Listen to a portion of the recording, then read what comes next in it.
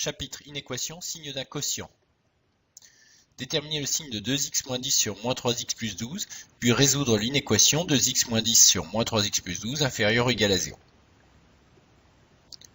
On procède de manière analogue au signe d'un produit de deux facteurs. Il faut donc, dans un premier temps, chercher la valeur annulant 2x moins 10, c'est-à-dire x égale 5, puis celle annulant moins 3x plus 12, c'est-à-dire x égale 4. On place donc les valeurs 4 et 5 dans le tableau de signes. Attention à les placer dans l'ordre croissant. 2x moins 10 s'annule pour x égale 5. À droite du 0, c'est du signe coefficient de x, puisqu'on a affaire ici à une fonction affine croissante.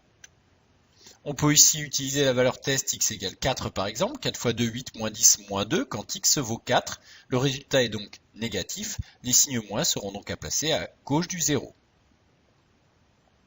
Moins 3x plus 12 s'annule pour x égale 4.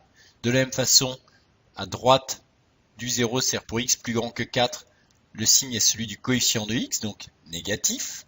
On a affaire ici à une fonction affine décroissante, positive avant 4 et négative après 4. On peut aussi utiliser, pour compléter les signes, la valeur test x égale 5, par exemple. 5 fois moins 3, moins 15, plus 12, moins 3. Quand x vaut 5, le résultat est négatif. Les signes moins sont donc placés à droite du 0.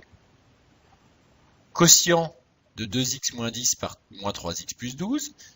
Négatif divisé par positif, résultat négatif. La division par 0 est interdite. Autrement dit, x égale 4 est une valeur interdite pour cette expression. Double barre. Moins par moins, plus. 0 divisé par moins 3x plus 12 qui est non nul donne 0. Et plus par moins, moins. Si on veut résoudre cette inéquation, on cherche donc les valeurs de x pour lesquelles le quotient est négatif ou égal à 0. Négatif ici quand x est plus petit que 4. Négatif ou égal à 0 quand x est plus grand que 5. 5 compris. Ensemble de solutions donc.